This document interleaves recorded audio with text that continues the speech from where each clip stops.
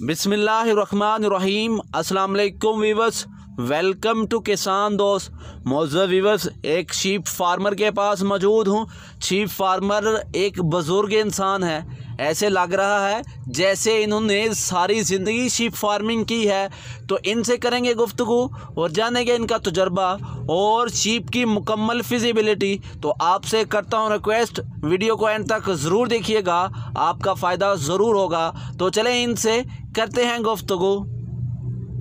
अस्सलामु अलैकुम। वालेकुम सलाम। बुजुर्गो की हाल है तुहाडा? बड़ा चंगा जी, माशाअल्लाह। अपना की नाम जी? मोहम्मद अली। मोहम्मद अली साहब किहड़े इलाके नाल तलक जे? ऐसे इलाके नाल सियालकोट नाल। सियालकोट।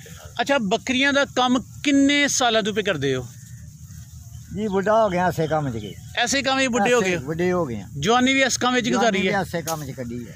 ठीक है, बुढ़े हो गए। ठीक है। ऐसे काम च। अच्छा, तुहाडी सारी जवानी ते हुण तुसीं माशाअल्लाह ऐसे काम में बुढ़े हो गए हो, ते सारी उम्र यही काम कीता, कोई होर काम क्यों नहीं कीता? होर काम जी कोई नहीं, कोई जमीन नहीं, कोई लैनी नहीं देनी, आहो मार रखिया दा। ते इहदे विच वावा सारा फायदा रहा है अपने? हाँ जी, रोजी रब प्या दिंदा है। अच्छा, ए दसो कि तुहाडे कोल किन्नियां बकरियां ते भेडां ने? भेडां जी 40-45 साल माल है। कई बारी मर भी गया, कई बारी रब ने फिर दे देता है। अच्छा, यानी उतार चढ़ाव आंदा रहा है जी। कदे नफा भी होया, कदे नुकसान भी है। नुकसान भी है। अच्छा, नफा जो हुंदा किन्ना क नफा हो जांदा साल दा? असां जी जदों लोड़ पैंदी उदों पर बेच छड़ी दे ते खा लईदा। Very good. जो जरूरत पैंदी है। जी। ते नुकसान किन्ना को है? नुकसान जी कई एक बारी ते कोई 25-26 साल मर गया है। ऐ कि 5-7 बकरियां मर गई। 5-7 मर गई। इस तो पहला 25-26। वो क्यों मरदियां ने? आज कोई बीमारी आ जाती है। अच्छा, बीमारी तुहाडी सारी जिंदगी बकरियां दे काम विच गुजरी है, तुहानू बीमारियां दी समझ नहीं आई अजे तक? दवाई दिंदे आ। ते केड़ियां बीमारियां लगदियां ने? गिल्लड़ होंदा, गिल्लड़। गिल्लड़। ते गिल्लड़ वास्ते की टोटका इस्तेमाल करदे हो? इस्तेमाल लिल जैन। नील जान ये ते कीड़े के पेट दे कीड़े वास्ते हुंदी है ना? एक मार दी के नु भी यार नु भी मार दी है। यार नु ही मार दी है। देने पैंदी है, चाहे दवाई च, चाहे दुध विच, चाहे लस्सी च। जी। ते जदों गिल्लड़ हो जांदा है ते फिर नील जान नाल इलाज करदे हो? ना छुड़कदा माल। छुड़कदा माल सफाई हो जांदी है, फिर साफ हो जांदा माल। ते नील जान दे अलावा होर भी कुछ दिंदे हो? नहीं, और कोई शरिया मसाले मसूले देईदे। अच्छा, गिल्लड़ दी बीमारी दे अलावा केड़ी बीमारी आई है कोई? आहो गिल्लड़ के। तुहाडे नज़दीक बकरियां भेडां दी सब तो खतरनाक बीमारी गिल्लड़ ही है? गिल्लड़। अच्छा, बकरियां नूं वध बीमारियां लगदियां ने या भेडां नूं वध लगदियां ने? भेडां भी लग जाती है ते बकरियां भी लग जाती है। मुनाफा बहुता बकरियां विच या भेडां विच? बकरियां बहुत है। पालना बहुता बकरियां नूं आसान है या भेडां नूं? नहीं, मैं दसना पालनियां जेहड़ियां बकरियां भेडां ना, इन्हां दी चराई सही है। भेडां चराई सही है। बकरियां दरख्त मंगदियां ने, पट्ठा मंगदियां, दाने मंगदियां। भेड़ शरीफ जानवर है, बकरियां जरा शरारती ने। तुहाडे कोल इस टाइम बकरियां किन्नियां ने ते भेडां किन्नियां ने? भेडां ने कोई 20 ते बकरियां कोई 8-10। भेडां दी केड़ी किस्म है? बारी भेडां कई लियां। ते जेहड़ी है बकरी केड़ी किस्म दियां? देसी। तुहाडे नज़दीक साडे इलाके सियालकोट दे विच बकरियां ते भेडां केड़ी नस्ल दियां चंगी रहिंदियां ने? चंगियां रहिंदियां जेहड़ा साडे कोल माल है ये रहिंदा। ठीक है, ये दस्सदे पे बारी जी, कजली कई लिया ते बकरियां भी दोगली ने? देसी बकरियां। देसी बकरियां जी। ये काम बड़ा औखा है, फायदा है, फायदा बहुत है इन्हां च जी, थोड़ा फायदा नहीं जी। जे माल कोई इन्हां दियां दवाइयां शवाइयां दिंदा रहे, पट्ठा रथा पांदा रहे, फायदा बहुत है। जियां ने भुखिया नहीं मरन दिंदियां, फायदा तो है जी। बड़ा औखा वाला है। औखा है? हाँ, सौखा नहीं। सौखा नहीं। अच्छा बुजुर्गो, बकरियां दी चुराई किन्ने बंदे करदे हो? दो बंदे? हाँ, 4 भी हो जाने। अच्छा, तुहाडे घर विच गोट फार्मिंग दे शोबे नाल किन्ने जी मुंसलिक ने? तुसीं कल्लियां करदे हो या बच्चे बुच्चे भी नाल इन्वॉल्व ने? बच्चे बुच्चे भी नाल होंदे ने।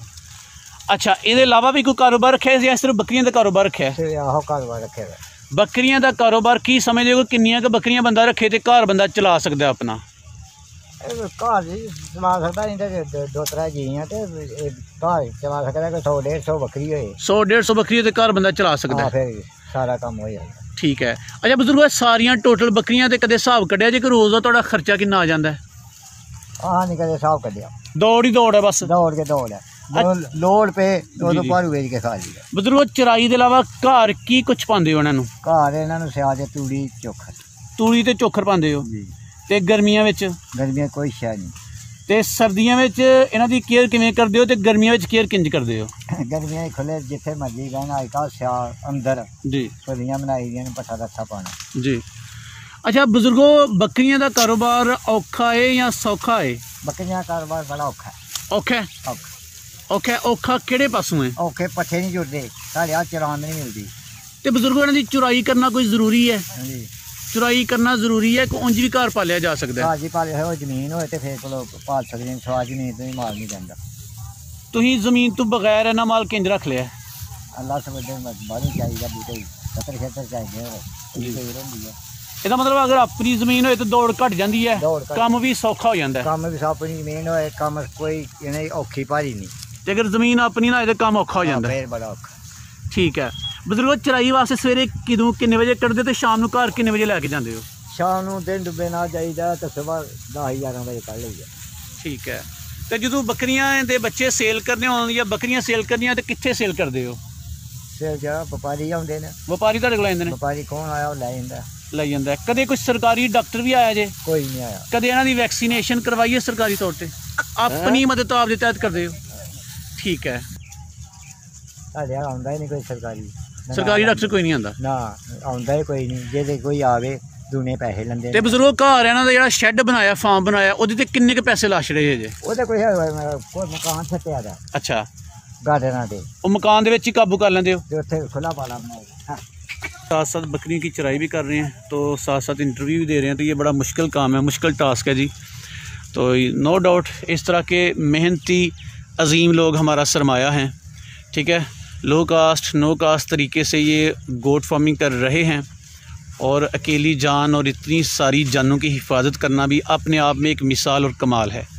तो इसी बात पर हम इनको खराज तहसीन भी पेश करते हैं। बहुत ज़्यादा मसरूफ़ हैं, बातें करने का दिल कर रहा है लेकिन ज़्यादा लंबी बातें नहीं करेंगे ताकि वो अपना काम भी कर सकें। जी जी चलो बजुर्गो, बस 1-2 मिनट सानू और दो, फिर तुहानू ही काम कर लो अपना।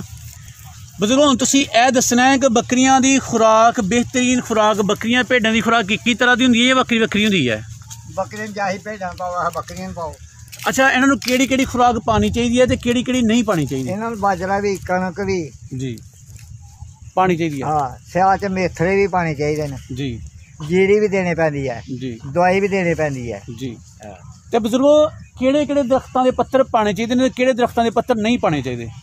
ये पत्तर हर एक पत्तर सिर्फ ना टाली नहीं खानी, टाली नहीं खानी, फुल्ल नहीं खाना, सलादा नहीं खाना। और पिपल पाओ, बेरी पाओ, खुराक इन्हां दी बेरी जी ते पिपल दा पत्ता ते बेरी दा पत्ता। हाँ। अच्छा, सर्दियां दी खुराक है?